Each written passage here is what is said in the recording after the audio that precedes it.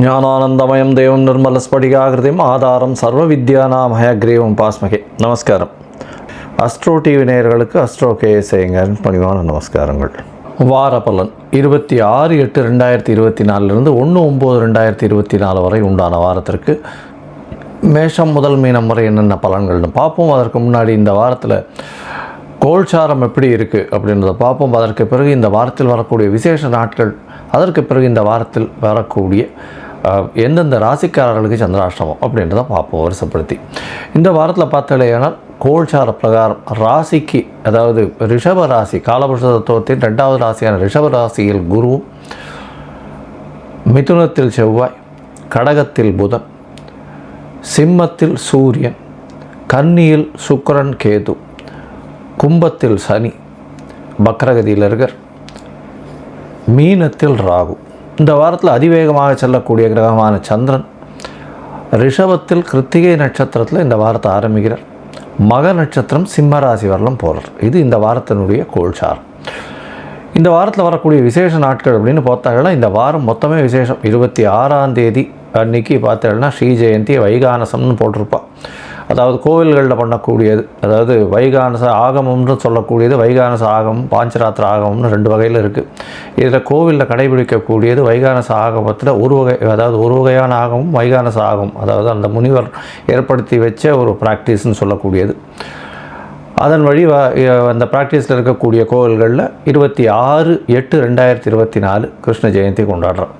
27ஆம் தேதி பாஞ்சராத்திரம், அன்னைக்கு பாஞ்சராத்திர வழியில் கொண்டாடக்கூடிய வாழ்க்கு அன்னைக்கு கிருஷ்ண ஜெயந்தி. ரோகிணி நட்சத்திரம், அஷ்டமி திதி ரெண்டுமே சேர்ந்து வரக்கூடிய காலகட்டம்.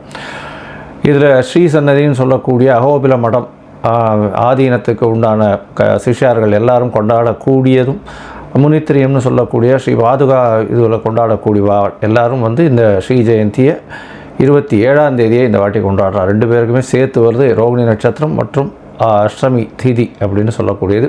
கிருஷ்ண ஜெயந்தி நம்மளுக்கு, அதாவது ராமாயணம் மகாபாரதம் ஒரு பெரிய இதிகாசம். இந்த இதிகாசத்தில் மகாபாரதத்தில் பகவத்கீதைன்றது ரொம்ப பெரிய விசேஷம். கிருஷ்ணனுடைய சரித்திரம் அப்படின்றது இந்தியாவை பொறுத்தவரைக்கும் ஒரு பெரிய ஏற்றத்தை கொடுக்கக்கூடியது. அதனால் இந்தியாவினுடைய ஒரு பெரிய இறையாண்மைன்னு சொல்லக்கூடியது இந்த கிருஷ்ண ஜெயந்தி விழா. நம்மளோட நார்த்தில் இருக்கவா ரொம்ப அதிகமாக கொண்டாடக்கூடியது கிருஷ்ண ஜெயந்தி, ராமநவமி, இது 2த்தையுமே. அதுவும் கிருஷ்ண ஜெயந்தி ரொம்ப பெரிய விசேஷமாக கொண்டாடுவோம். ராத்திரியெல்லாம் ரொம்ப விசேஷமாக இருக்கும். இங்கே பார்த்தாலேயானால் மதுரா, துவாரகா இதெல்லாம் ரொம்ப ஏற்றமான ஒரு இதுவாக இருக்கும். கிருஷ்ணர் பிறந்ததை ரொம்பவும் பெரிய ஏற்றமாக கொண்டாடக்கூடிய காலகட்டம் இது. இந்த கிருஷ்ண ஜெயந்திக்கு அப்புறம் 27ஆம் தேதி அடுத்தது பார்த்தாலேயானால் 28ஆம் தேதி அவமாகம்னு போட்டிருக்கும். அவமாகம் அப்படின்னா 3 நட்சத்திரங்களோ திதியோ ஒரே நாளில் வர்றது அவமாகம். இந்த காலகட்டத்தில் பார்த்தாலேயானால், இந்த அவமாகத்தில் பார்த்தீங்களேனால் தசமி திதி 3 நாள் வர்றது. 3 நாள் வர்றதுனால அது அவமாகம். இதனால் நல்ல வேலைகள், அதாவது வீட்டுக்கு உண்டான இந்த வேலைகள் எந்த ஒரு ஃபங்க்ஷன்ஸ் அந்த மாதிரி வைக்க மாட்டா இந்த காலகட்டத்தில்.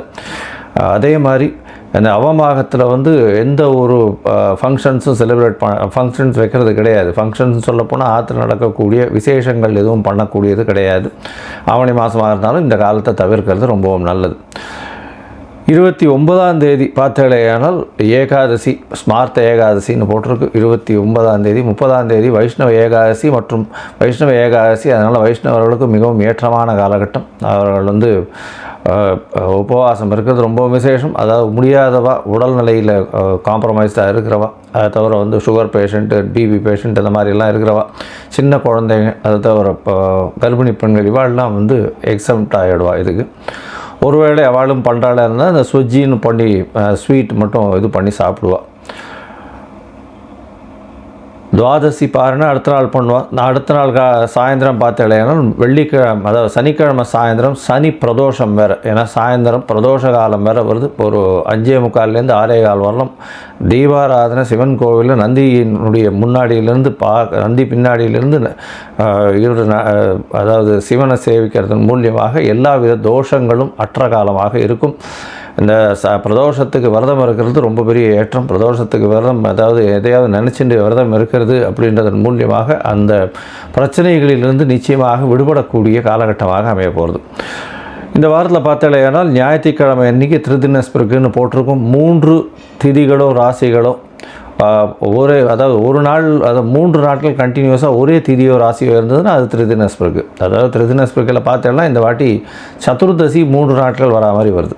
அதனால் பார்த்தாலேயானால் 3 நாட்கள் கார்த்தால அர்லி மார்னிங் இருந்ததுன்னா அது ப்ரீவியஸ் டே கணக்கு வரும், அன்றைக்கி ஃபுல் டே வரும். அடுத்த நாள் கார்த்தால ஒரு நாழிகை இருந்ததுன்னா கூட அது 3 நாட்கள் கணக்கு வந்துடும். இந்த திருதினஸ்பிருக்கிலையும் விசேஷங்கள் எதுவும் மாத்திரை பண்ணுறதில்லை, அதையும் அவாய்ட் பண்ணிடுறது நல்லது. சரி, இந்த வாரம் எந்தெந்த ராசிக்காரர்களுக்கு சந்திராஷ்டமம் அப்படின்னு பார்த்தாலேயானால் இந்த வாரம் துலாம், விருச்சிகம், தனுசு, மகரம் இந்த 4 ராசிக்காரர்களுக்கு சந்திராஷ்டமம்னா உங்களுடைய ராசிக்கு 8ஆம் இடத்தில் சந்திர பகவான் வரும்பொழுது மறையக்கூடிய காலகட்டம். அதனால் புதிய முயற்சி வேண்டாம், வெளியூர் வெளிமாநில பிரயாணம் வேண்டாம்னு சொல்கிறோம். அதாவது ஒரு நேயர் கேட்டிருந்தார், எதற்காக வெளிமாநில பிரயாணத்தை பற்றி சொல்கிறீங்க அப்படின்னர். அதாவது போகக்கூடிய காரியம் நல்லபடியாக ஆகணுன்றதுக்காக தான் போகிறது. ஒருவேளை நீங்கள் புதிய முயற்சியை அந்த காலகட்டத்தில் எடுத்து அதற்காக நீங்கள் வெளிநாட்டுக்கு செலவு பண்ணிட்டு போகணும், வெளியூருக்கு செலவு பண்ணிட்டு போகணும்போது அதில் தடங்கள் வறுமையானால் அது நல்லபடியாக இருக்காது. அதனால் அந்த காலகட்டத்தை, அந்த நாளை அவாய்ட் பண்ணிடுறது நிச்சயமாகவே நல்லது. இதுக்காக தான் சொல்கிறோம். சரி, இந்த சந்திராஷ்டமத்தின் தாக்கத்தை குறையணும் அப்படின்னா சந்திர பகவானுக்கு உண்டான எளிய பரிகாரம் அப்படின்னு சொல்லக்கூடியது அகத்திக்கீரை அருகில் இருக்கக்கூடிய கோசாலையில் பசுக்களுக்கு வாங்கி கொடுங்க. அதில் சந்திராஷ்டமத்தின் தாக்கம் நிச்சயமாக குறையும்.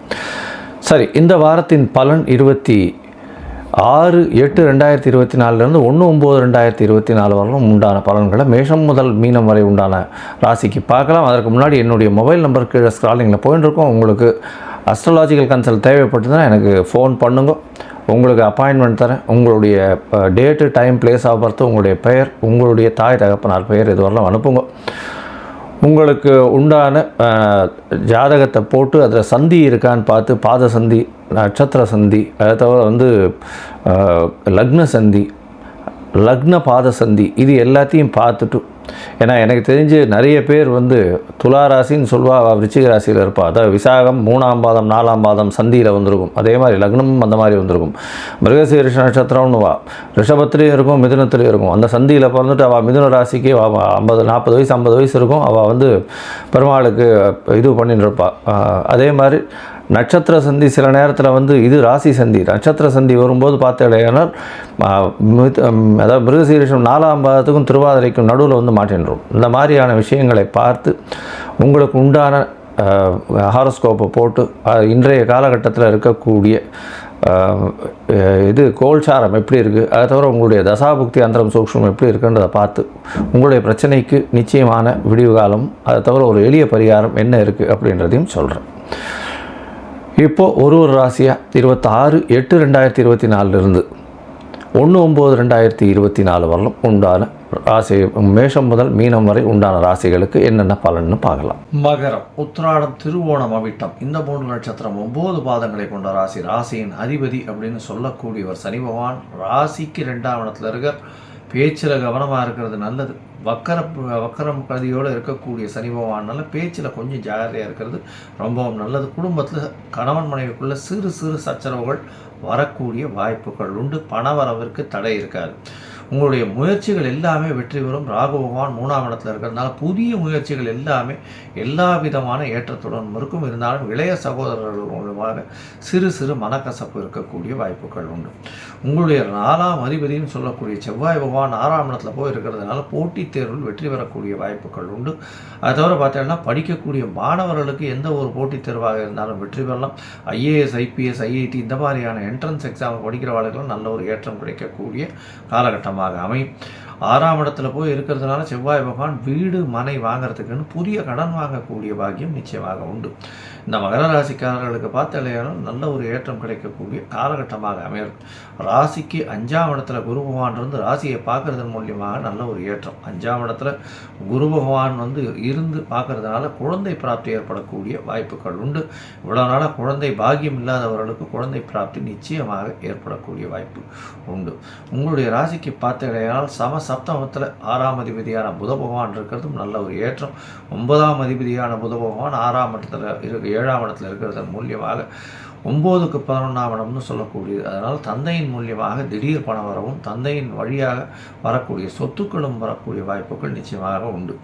ராசிக்கு 8ஆம் இடத்துல ஆட்சி பெற்ற சூரியன். அதனால் கொஞ்சம் அரசாங்கம் அரசு சம்பந்தமான பிரச்சனைகளில் ஜாகிரதையாக இருக்கிறது நல்லது. இந்த கவர்மெண்ட் கான்ட்ராக்ட்ஸ் எடுத்து பண்ணுறவங்களுக்கு பணம் வர்றதுக்கு கொஞ்சம் இழுத்தடிக்கும், கொஞ்சம் ஜாகிரதையாக இருக்கிறது நல்லது. அரசாங்க அலுவலர்கள் கூட ரொம்ப இணக்கமாக போகாதீங்க, பொறுமையாக இருக்கிறது ரொம்ப நல்லது. ராசிக்கு 9ஆம் இடத்துல பார்த்தீங்கன்னா கேது பகவான் சுக்கிரனோட சேர்ந்திருக்கார்.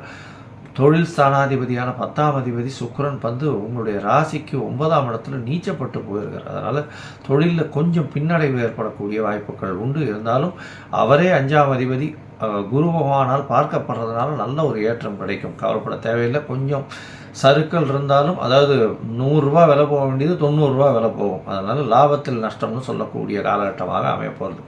இந்த மகர ராசிக்காரர்களுக்கு, அதுவும் சட்டம் ஒழுங்கு இது பண்ணுறவங்களுக்கு, அதை தவிர வந்து இந்த கோர்ட்டில் வந்து லாயராக இருக்கிறவங்களுக்கு, அதை தவிர இரும்பு அந்த மாதிரியான வியாபாரம் பண்ணுறவங்களுக்கு, இரும்பு இந்த வெல்டிங் அந்த மாதிரியான விஷயங்கள் பண்ணுறவங்களுக்கு நல்ல ஒரு ஏற்றம் கிடைக்கும். அதை தவிர வந்து இந்த ஆயில் சீட்ஸு, எண்ணெய் வித்துக்கள், அதை தவிர இந்த பெட்ரோ கெமிக்கல்ஸு இதெல்லாம் பண்ணுறவாளுக்கு பெரிய ஏற்றம் கிடைக்கக்கூடிய காலகட்டமாக இருக்குது. இந்த வாரத்தில் வந்து சந்திர பகவான் உங்களுடைய ராசிக்கு 7ஆம் அதிபதின்றவர் உங்களுடைய ராசிக்கு 5ஆம் இடத்துல இந்த வாரத்தை ஆரம்பிக்கிறார். 5ஆம் இடத்துல ஆரம்பிக்கக்கூடிய இது 28ஆம் தேதி காலை ஒரு 8 மணி வரலும் இருக்கக்கூடிய காலகட்டம் 5ஆம் இடத்துல. இந்த 5ஆம் இடத்துல இருக்கும்பொழுது பார்த்தீங்கன்னா உங்களுக்கு ஒரு பதவி, புகழ், அந்தஸ்து, கௌரவம்லாம் உங்களுடைய பார்ட்னர்ஷிப் தொழிலில் பெரிய ஏற்றம் கிடைக்கக்கூடிய காலகட்டமாக அமையிறது. 7ஆம் அதிபதி 5ஆம் இடத்துல இருக்கிறதும் 7-5 சம்மந்தப்படுறதுனால காதல் வயப்படக்கூடிய வாய்ப்பு உண்டு. இருந்தாலும் சுக்கிரன் நீச்சப்பட்டு போனதுனால அந்த அளவு ஏற்றம் கொடுக்காது. உங்களுடைய ராசிக்கு 6ஆம் இடத்துல சந்திர பகவான் போகிறார். சந்திர பகவான் 6ஆம் இடத்துல போகும்போது 28ஆம் தேதியிலிருந்து 30ஆம் தேதி மதியம் ஒரு 3 மணி வரலும் இருக்கக்கூடிய காலகட்டம். இந்த காலகட்டத்தில் பார்த்தோம்னா உங்களுக்கு 6ஆம் இடத்துல செவ்வாயோட சம்பந்தம், 4ஆம் அதிபதி 6ஆம் இடத்துல இருக்கிறதுனால கண்டிப்பாக பார்ட்னர்ஷிப் பிஸ்னஸில் சற்று பிரச்சனைகள் இருக்கும். கணவன் மனைவிக்குள்ள சற்று பிரச்சனைகள் இருக்கும். நண்பர்கள் கூட கொஞ்சம் பிரச்சனைகள் இருக்கும். புதிய கடன் வாங்கக்கூடிய வாய்ப்புகள் நிச்சயமாக உண்டு. அதுவும் லேண்டு அது மாதிரி விஷயத்துக்கு வாங்குவீங்க. உங்களுடைய ராசிக்கு 6ஆம் இடத்துல இருக்கக்கூடிய சந்திர பகவான் பரிவர்த்தனை யோகம் வேறு பெற்று இருக்கிறதுனால 7ஆம் இடத்துல ஆட்சி பெற்றதற்கு சமம்ன்றதுனால நல்ல ஒரு ஏற்றமான காலமாக அமைய போகிறது. கணவன் மனைவிக்குள்ள சற்று பின்னடைவு இருக்கக்கூடிய, பேச்சில் பின்னடைவு இருக்கக்கூடிய வாய்ப்பு உண்டு. பேச்சில் ஜாகிரதையாக இருக்கும்.